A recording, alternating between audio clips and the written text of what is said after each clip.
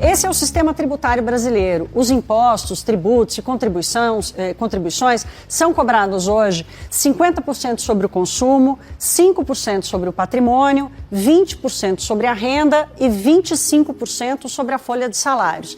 Essa divisão do sistema tributário brasileiro, ela é bem particular. No resto do mundo, tem muito menos consumo, muito mais renda e patrimônio e menos custo da folha salarial, do trabalho.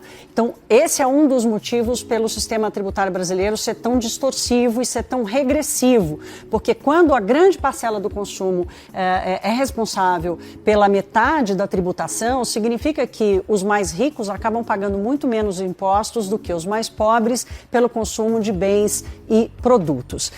Então, para entender o que vai acontecer na reforma tributária brasileira, é importante olhar para esse quadro, porque é a partir dessa percepção é que a gente entende qual é a discussão que está se dando no Congresso Nacional. O que os presidenciáveis propõem para o lado tributário? No Terraço Cast de número 340. A abertura é Thaís Herédia, na CNN Brasil, explicando de maneira sucinta a distribuição tributária brasileira e um dos motivos pelos quais ela precisa ser reformada.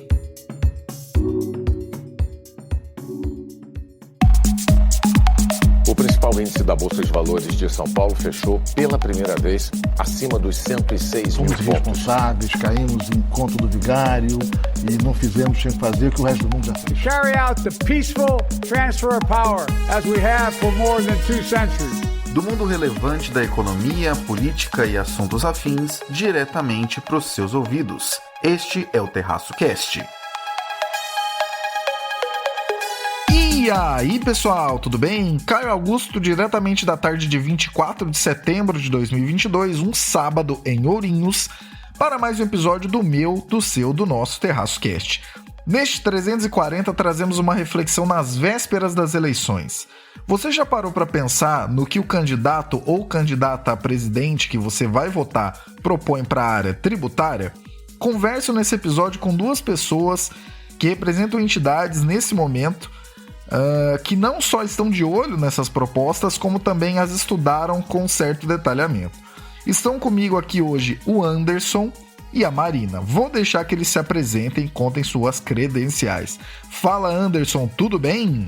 Olá, meu nome é Anderson Trautmann Cardoso, eu sou presidente da Federação de Entidades Empresariais do Rio Grande do Sul e também sou coordenador do Comitê Jurídico da CACB, onde eu sou o vice-presidente da nossa Confederação das Associações Comerciais e Empresariais do Brasil. Sou advogado tributarista, atuo há mais de 20 anos na área tributária, sou especialista em direito tributário, financeiro e econômico, estudei também gestão voltada ao direito em Yale, programa de gestão avançada pela Fundação Dom Cabral, em parceria com o INSEAD, em Fontainebleau, na França, e tenho também a participação em outros conselhos, como da FEComércio do Rio Grande do Sul, do nosso SEBRAE do Rio Grande do Sul, e queria compartilhar hoje com vocês um pouco da minha visão sobre o sistema tributário brasileiro. E aí, Marina, tudo certo? Oi, Caio, tudo bem? Aqui é a Marina Thiago, gerente de advocacy do Movimento Pra Ser Justo. Queria agradecer, em nome de todo o movimento, o convite para a gente participar aqui do podcast.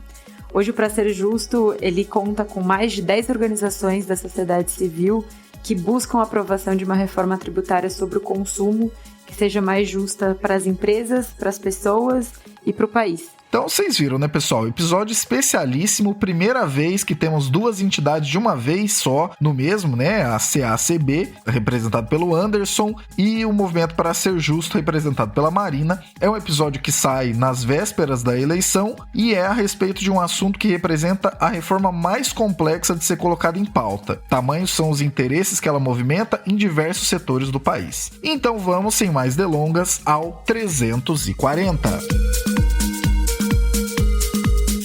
Marina, em ordem de o melhor para o pior, de acordo com a análise feita por vocês do Pra Ser Justo, como são as propostas feitas pelos presidenciáveis? Entrando aqui então na primeira pergunta, para a gente falar um pouquinho sobre como é que estão as propostas na fala e nos programas dos presidenciáveis. Quando a gente olha de novo aqui, reforçando, né, sobre a questão da tributação do consumo, a gente tem colocado o programa e as falas da Simone Tebet como as mais completas sobre esse tema, mais completas e mais profundas.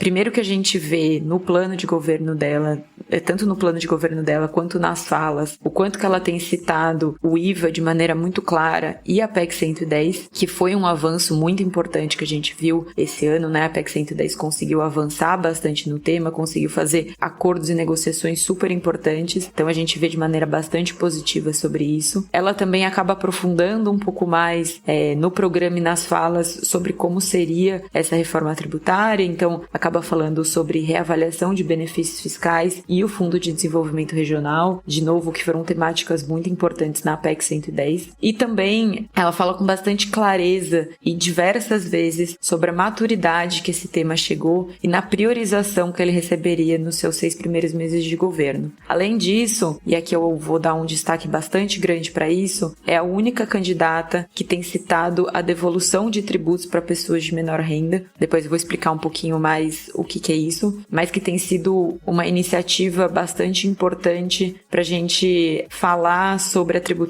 do consumo de uma forma que a gente consiga atrelar isso a uma maior progressividade, a uma redução de desigualdades no país. Passando então para as outras candidaturas, eu colocaria em segundo lugar, que tem falado mais sobre o tema, com mais profundidade, as candidaturas do candidato Lula e do candidato Ciro. Os dois trazendo pontos positivos com menor profundidade aí que a Simone Tebet, mas que também tem citado bastante o tema. Então, entrando primeiro aqui no candidato a presidente Lula, ele fala primeiro em simplificação e redução da base de consumo no seu programa. Então, esse é o único ponto que é citado, então acaba trazendo com menor profundidade. O candidato falou em algumas situações sobre fatiamento da reforma, e isso pode ser uma referência tanto a uma divisão, né, da discussão do que seria da base consumo, da base renda e da base folha, o que não seria um problema, mas esse fatiamento nos últimos anos, esse termo ficou muito associado a você dividir a reforma do consumo numa reforma que primeiro olhasse para os tributos federais e depois trabalhasse com os tributos estaduais e municipais. E aí, se for nesse sentido, realmente é um ponto negativo, porque a gente precisa de uma reforma tributária que seja ampla, que na verdade inclua todos esses tributos sobre consumo. Então, como a gente não sabe necessariamente a que ele está se referindo, a gente traz esse ponto aqui como um ponto de atenção. Quando a gente olha para as falas da equipe, aí a gente já vê sinalizações um pouco mais positivas. Tanto o Mercadante quanto o Wellington Dias já falaram explicitamente na PEC 110, como eu disse, isso acaba sendo bastante positivo. E mais recentemente, nessa semana aí, o candidato à vice-presidência, o Geraldo Alckmin, falou com mais afinco sobre esse tema, citou a PEC 110 e pela primeira vez a gente vê um membro da campanha falando em priorização do tema nos 6 primeiros meses. Então isso acaba sendo bastante relevante dentro dessa candidatura. Quando a gente fala do Ciro Gomes, ele já, no plano, ele cita claramente a reforma sobre consumo, falando na unificação dos 5 tributos. Então fala já dessa reforma ampla.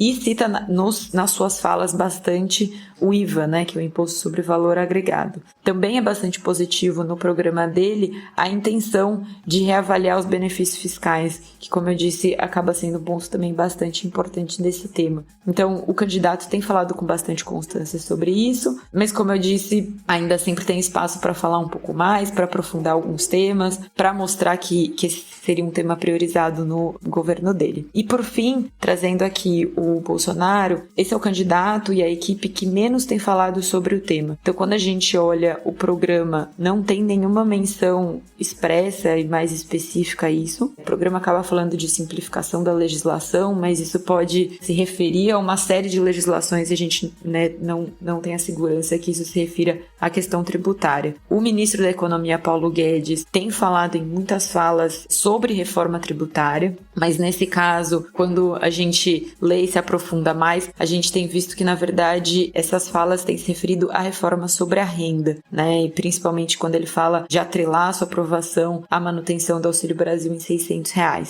O candidato também fala um pouco sobre questões de redução da folha, e quando a gente fala mais especificamente aqui sobre a questão do consumo, o único tema que a gente tem visto ele falar um pouco mais é a redução do IPI, né? O IPI estaria dentre esses 5 tributos a serem unificados, né, dentro da reforma tributária ampla, mas só falar sobre o IPI acaba sendo muito pouco diante do avanço que a gente precisa para o país. Então, eu colocaria em ordem aqui, primeiro a Simone Tebet, né, que acho que tem falado com maior profundidade e com maior clareza sobre o tema. Depois, ali juntos, a candidatura do Lula e do Ciro Gomes, né, com pontos positivos e pontos aí a serem mais aprofundados. E, por fim, a candidatura do Bolsonaro, que é o que menos falou sobre esse tema. Como vocês conferiram logo na abertura do episódio, a tributação sobre consumo é muito relevante, porque ela representa metade de toda a arrecadação do Estado brasileiro em suas diversas instâncias, federal, estadual e municipal.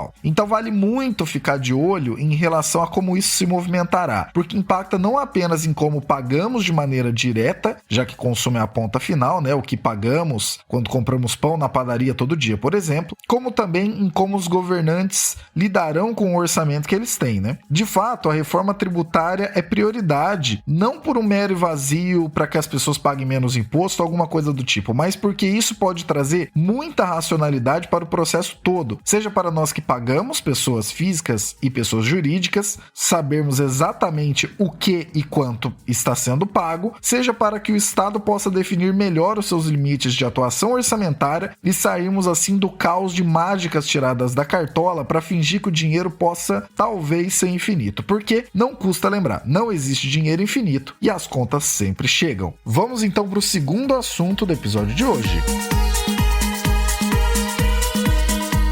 Marina, levando em conta o que foi abordado no primeiro assunto, o que vocês, dá para ser justo, acham que seria o ponto mais positivo dessas propostas se fosse colocado em prática? E qual o mais negativo? Bom, em relação ao que é positivo que é apresentado pelos candidatos, é a própria manifestação de uma reforma tributária sobre o consumo com a criação de um tributo no modelo de valor agregado, né, que a gente chama de IVA, e que inclua os 5 tributos da base consumo, né, federal, estaduais e municipais. E é muito bom isso, porque a gente vê que as candidaturas elas estão avançadas na visão do que precisa ser feito, sem cair em discussões antiquadas sobre outros modelos tributários que já estão muito superadas há muito tempo, mas que de tempos em tempos a gente vê aí ressurgindo, né? 170 países no mundo já adotam esse modelo de IVA, sendo que reformas recentes, como a da Índia, seguem caminhando nesse sentido. Então é super positivo que a gente já veja esse tipo de modelo sendo tratado pelos candidatos e candidatas como modelo a ser implementado aqui no Brasil. E mais positivo ainda é que a gente vê que 2 candidaturas já têm falado expressamente sobre a PEC 110, que, como eu falei, é um texto que já está maduro e que é fruto de um amplo diálogo e negociações. Não faz sentido que a gente comece essa discussão do zero, muito já caminhou e a gente precisa retomar essa discussão de onde ela parou, que é, de novo, o avanço que foi feito na PEC 110. Além disso, é muito positivo que seja implementado e que seja trazido aí na fala da candidata Simone Tebet a política de devolução de impostos para pessoas de menor renda. Isso acaba sendo um mecanismo muito bom para a gente falar em redução de desigualdades dentro da base consumo. E a gente já tem uma experiência no Rio Grande do Sul há quase um ano que tem se mostrado muito positiva no estado. A gente já tem alguns dados, inclusive de impacto ou de como que isso foi feito.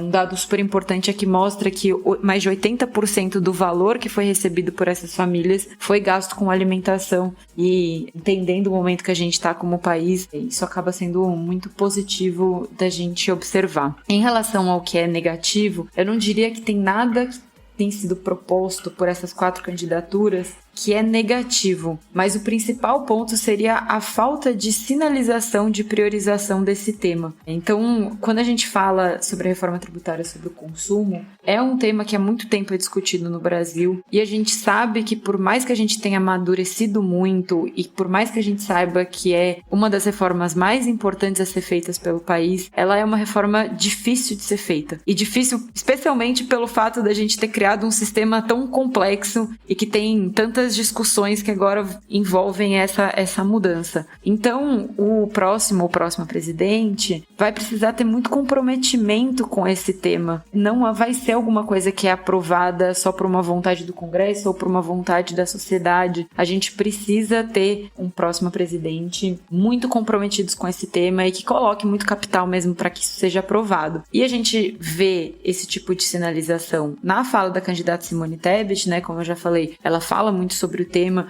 tem falado com constância que isso seria priorizado por ela. E a gente já vê uma primeira sinalização que, como eu falei, é positiva, da candidatura do Lula pelo seu vice, que seria o Geraldo Alckmin, que falou essa semana que vê como uma prioridade para o governo nos seus 6 primeiros meses de aprovação desse tema. Ainda assim, eu acho que sempre seria importante que isso viesse do próprio candidato e das outras pessoas que também estão em torno da candidatura, porque isso mostra que realmente esse compromisso ele vai acontecer uma vez que a gente tem um novo presidente. Em relação às outras candidaturas, como eu já falei, o Ciro fala muito sobre o tema. Seria importante que conseguisse sinalizar um pouco mais de priorização nisso nos primeiros meses. E a candidatura do Bolsonaro, que sequer tem falado sobre o tema, muito menos sobre priorização. Então também seria bastante importante, seja pelo presidente Bolsonaro ou pelo ministro Paulo Guedes, que pudessem trazer esse tema com mais clareza e com mais prioridade. Simplificação é o verdadeiro nome do jogo. É difícil que você não veja por aí de vez em quando que reforma tributária é para reduzir carga tributária. Queremos que a carga tributária caia? É claro, mas antes que isso aconteça, é preciso torná-la mais fácil de ser paga por uma ponta e mais fácil de ser manejada pela outra ponta.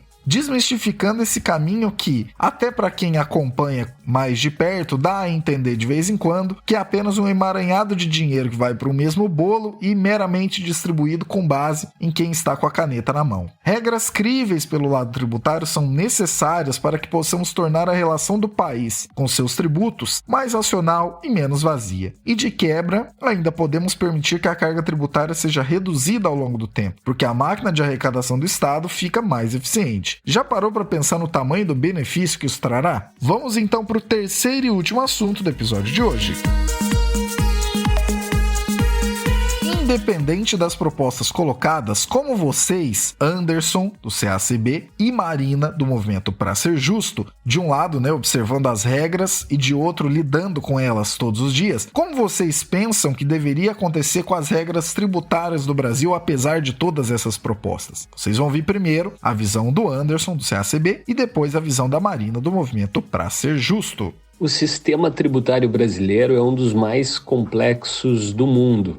Atualmente, as bases do nosso sistema tributário, elas são alicerçadas no Código Tributário Nacional, que é do ano de 1966, decorrente já de uma grande reforma tributária que houve no Brasil naquele período. Posteriormente, na Constituição de 88, ocorreram alguns ajustes e tivemos aí uma evolução muito grande no número de direitos e garantias assegurados ao cidadão em geral, que é natural, sendo uma Constituição cidadã vindo logo depois de um período ditatorial. Ocorre que esse contingente de direitos concedidos aos cidadãos brasileiros trouxe também encargos, fontes a serem custeadas pela sociedade. E vimos aí um crescimento da nossa carga tributária desde a década de 80, mais precisamente do final de 1988 para cá, um crescimento muito grande da carga tributária brasileira, especialmente assentada em contribuições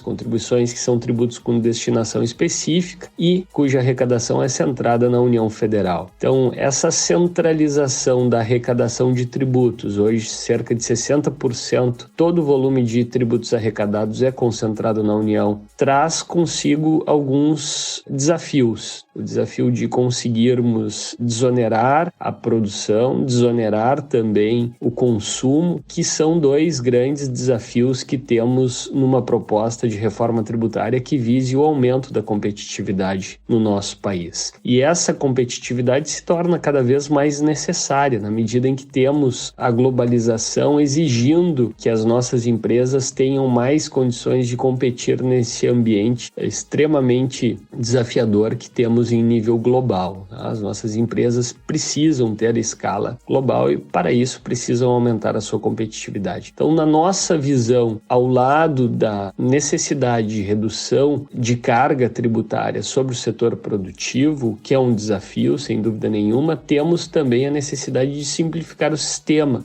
que é extremamente complexo, né? Dados e estudos internacionais apontam que o Brasil é um dos países que tem o sistema mais burocrático no mundo, né? Pegando apenas o exemplo do Doing Business em Brasil, nós temos aí cerca de 1.500 horas destinadas apenas a arrecadar o tributo. É um custo que é acrescido ainda à carga tributária que já é bastante elevada, como referimos anteriormente no Brasil. Então, o elemento de carga elevada, burocracia, traz um custo duplo ao empreendedor e sem a prestação de serviços ao cidadão no mesmo patamar. Então temos aí um desafio muito grande a ser enfrentado em uma proposta de reforma tributária. E olhando para o sistema tributário, eu colocaria ainda o desafio de nós aprimorarmos a sistemática de tributação sobre consumo, tá? Que é um grande problema que temos no Brasil. Por quê? Porque o país é um dos únicos no mundo que fracionou o seu imposto sobre valor agregado, sua tributação sobre consumo, ela é fracionada entre os três entes. A União, Estados e municípios têm competência para tributar consumo no Brasil. O município com o ISSQN, o Estado com o ICMS e a União com o IPI, sem falar em contribuições como PIS e a COFINS. Então isso traz uma dificuldade muito grande e um ônus excessivo ao consumo. Isso traz um grande problema também em relação à desigualdade, porque o tributo que mais se arrecada no país é o ICMS, Imposto sobre Circulação de Mercadorias e Prestação de serviços de transporte interestadual, intermunicipal, comunicação, e essas alíquotas de ICMS que incidem sobre essas atividades, elas são uniformes, né? Então, quando nós vamos comprar uma determinada mercadoria, como um automóvel, quando vamos comprar mesmo alimentos, né? A carga tributária, ela não é avaliada de acordo com a capacidade contributiva daquela pessoa. Independente da capacidade contributiva, se ela recebe 1 ou 10 salários mínimos, ela vai pagar o mesmo tributo naquela operação, o que naturalmente traz uma regressividade. Quer dizer isso, que quanto menor a capacidade contributiva dela, maior o impacto dessa tributação sobre esse cidadão. Então, uma carga tributária regressiva no imposto sobre consumo, que é o maior tributo arrecadado no Brasil, naturalmente contribui com a desigualdade. Então, esse é um outro desafio que temos ao aprimorarmos a tributação sobre consumo no Brasil. Enfim, vários gargalos, vários desafios. Temos propostas em tramitação já no Congresso Nacional, a PEC 45, de autoria do deputado Baleia Rossi, trazendo um estudo do Centro de Cidadania Fiscal de São Paulo, aprimorando o sistema e reduzindo o número de tributos, especialmente sobre consumo, para um único tributo, um IVA, né, um IBS, Imposto sobre Bens e Serviços. Na mesma linha, menos audaciosa e até mais ampla, a PEC 110, proposta de emenda à Constituição 110, que é resgatada pelo Senado com base numa proposta do ex-deputado Rauli, do Paraná, que fez um amplo estudo e também identifica na tributação sobre consumo um grande gargalo. Mas nenhuma das duas foi adiante, né? Temos um desafio, temos outras propostas, tivemos a CBS, uma contribuição sobre bens e serviços, uma proposta de IVA partilhado apresentada pelo governo federal, e esperamos, como confederação, que agora o novo governo, depois de eleito, apresente uma proposta que atenda os anseios do setor produtivo e contribua para a melhoria da competitividade das empresas brasileiras. Aqui no Pra Ser Justo a gente fala que a gente precisa fazer uma reforma tributária sobre o consumo, mas que ela também precisa ser boa, né? Ela precisa ser de boa qualidade. Por isso a gente lista 7 pontos mínimos que a gente entende que são importantes para que essa reforma aconteça. Eles estão no nosso site, então convido todos vocês a conhecerem e se aprofundarem um pouco mais lá. Eu vou trazer 3 desses pontos que eu acho que resumem um pouco as principais discussões que a gente tem enfrentado nesses últimos anos. O primeiro seria da importância que a gente precisa ter de unificar os 5 tributos sobre o consumo. Então, os tributos sobre o consumo que estão no nível federal, estadual e municipal. A gente vê algumas discussões ou algumas tentativas do que a gente chama de fatiamento, né? Então, de uma reforma tributária que se limite a partes desses 5 tributos, né? Que unifiquem, às vezes, só os tributos federais, que façam mudanças aí só no ICMS. E isso acaba sendo muito negativo, porque o nosso sistema tributário atual, ele é ruim porque a gente tem essas divisões, né? Porque a gente tem 5 tributos que vão olhar para a mesma coisa, para coisas diferentes, então é muito ruim. A gente tem um estudo que mostra, inclusive, o quanto seria prejudicial a gente ter uma discussão fatiada aqui no Brasil. O estudo mostra que uma reforma tributária que seja sobre os 5 tributos, ela teria o poder de reduzir em 68% o tempo gasto pelas empresas para pagarem os seus tributos. É uma média aí de quanto a gente chegaria. Se a gente optar por uma reforma fatiada, e aí a gente fez uma análise do fatiamento que seria restrita aos tributos federais, essa redução ela é de apenas 24%. E claro que toda redução seria bem-vinda. Só que o problema é que o Brasil tá tão mal que se você reduz 24%, isso não muda nada, né? O dado do Doing Business mostra que o Brasil ele está em último lugar em termos de tempo necessário para as empresas pagarem os seus tributos. Se você reduzir 24%, a gente ainda fica em último lugar e ainda fica muito longe do penúltimo lugar. Então, se a gente não olha para uma reforma tributária ampla que inclua os 5 tributos, a gente acaba que não resolve esse problema. O segundo ponto que é super importante é a questão da gente ter um mínimo de exceções dentro do nosso sistema tributário. O grande problema que a gente vê no sistema tributário brasileiro é que é o que a gente fala que é como se cada empresa tivesse seu próprio sistema tributário. Então, hoje são tantas exceções, tantas regras específicas, que é muito difícil uma empresa navegar dentro dessa quantidade tão grande de regras. Então, a gente precisa ter regras mais unificadas e claras, né, para que as empresas consigam tomar suas decisões de negócio. E quando a gente começa a abrir exceções para essas regras, a gente começa a chegar nos problemas. Um ponto que eu acho bastante importante da gente discutir e sempre trazer bastante visibilidade para isso é uma divisão específica que a gente tem só no Brasil, que é você ter tributações diferentes para uma coisa que é um bem ou para alguma coisa que é um serviço. Isso é uma especificidade só do Brasil. Só o Brasil faz essa divisão completa de como é a tributação de bens e serviços. Isso é problemático por uma série de questões. Uma delas é por uma questão produtiva. A gente tem hoje empresas no Brasil que não fazem nem bens nem serviços, né? Essa divisão que está na legislação, ela não é uma divisão que encontra respaldo no mundo real. Então a gente tem uma série de empresas e cada vez mais vão surgir empresas nesse sentido, porque são avanços tecnológicos que acontecem, que você não sabe identificar se aquilo é um bem ou um serviço. Um exemplo que a gente já viu era de uma empresa, por exemplo, de jogos digitais, que não conseguia se encaixar muito numa coisa ou em outra. Acabou que essa empresa saiu do Brasil, porque tinha que gastar uma quantidade tão grande com advogados e com judicialização que não fazia sentido ela permanecer no país. Essa divisão também de bens e serviços, ela também é muito problemática sob o ponto de vista de desigualdade social. As pessoas, quanto mais rica uma pessoa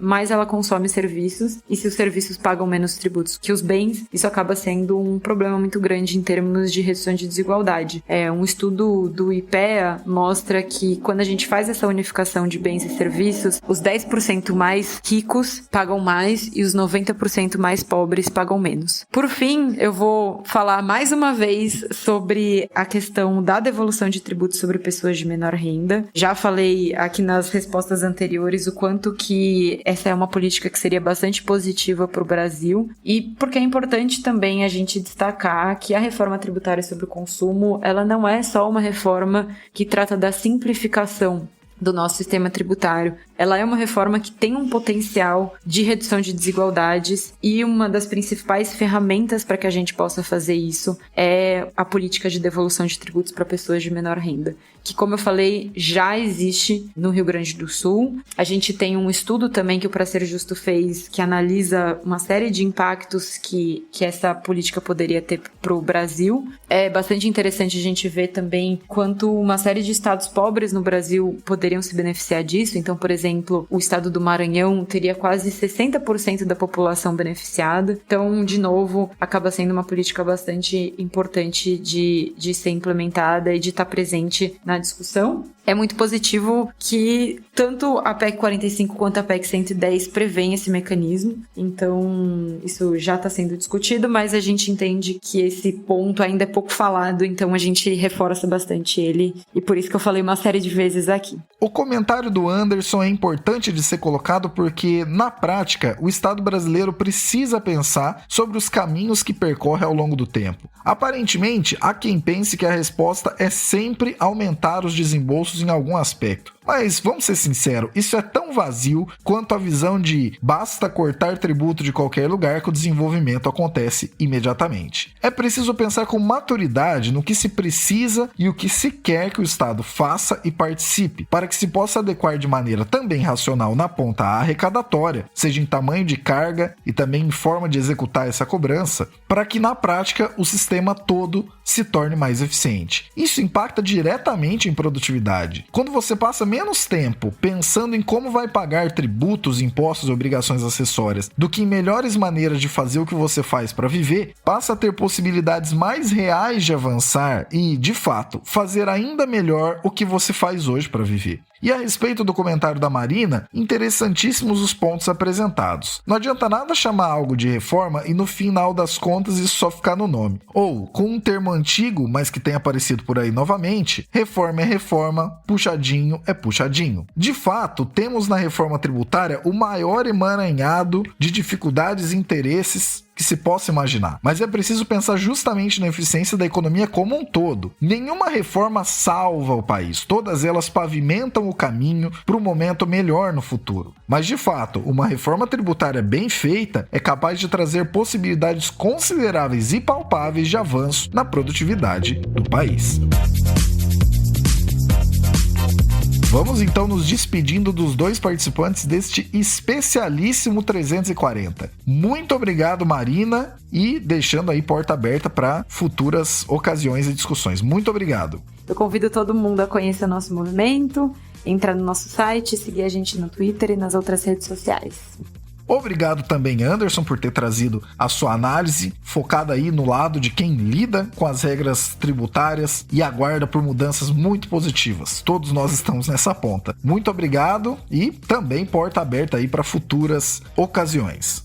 Queria agradecer muito ao Terraço Econômico pelo convite e pela oportunidade de compartilhar aqui algumas observações sobre o nosso sistema tributário. Quem tiver interesse em acompanhar os trabalhos da nossa CACB, da Confederação das Associações Comerciais e Empresariais do Brasil, pode acessar o nosso site e o Comitê Jurídico da nossa confederação está à disposição para debater boas propostas em prol de um país mais desenvolvido, com mais geração de emprego e renda para todos os brasileiros. Um grande abraço a todos. Esse episódio especial é um lembrete de algo importante. Não sabemos em quem você vai votar, mas não deixe de verificar o que propõem as pessoas nas quais você vai depositar o seu voto. Inclusive, temos nessa semana a seção Por que Voto Em, na qual as pessoas enviaram para nós artigos explicando os motivos para se votar em determinado candidato ou candidata a presidente. Não deixe de conferir. E outra coisa, sabemos que o debate que mais atrai atenções e emoções é o de quem você vai votar para presidente. Mas preste atenção em quem você irá colocar nas casas legislativas também, deputados estaduais, deputados federais e senadores. Lembrando aqui também que, na semana passada, passada tivemos a divulgação dos 20 artigos na seção Vote em Mim, nossa abertura democrática que temos aí todo período eleitoral, no qual abrimos a possibilidade para que candidatos e candidatas do país inteiro que concorrem nesse ano enviem suas propostas em formato de artigo. Não deixe de conferir lá para ver se a pessoa que você está pensando em votar também apareceu, o que ela pensa e tudo mais. Desculpem o palavreado, mas não adianta nada ir votar como burro e depois sair para as ruas protestando como um leão, dizendo que não tem nada a ver com aquilo que, no fim das contas, nós mesmos colocamos lá. Com muitas aspas, perca um tempo escolhendo em quem votar. Essa é a verdadeira consciência do voto. Bom voto a todos! Gostou deste episódio ou do podcast? Compartilha com alguém e traz mais gente para ouvir. Nosso acompanhamento sério e comprometido de cenários feito há anos em uma curadoria semanal para você fica cada vez mais motivado conforme a audiência se torna cada vez mais qualificada. Conteúdo não falta por aqui. Fica com a gente que você vai gostar. Abraços digitais pelas ondas sonoras. Proseamos mais no próximo episódio.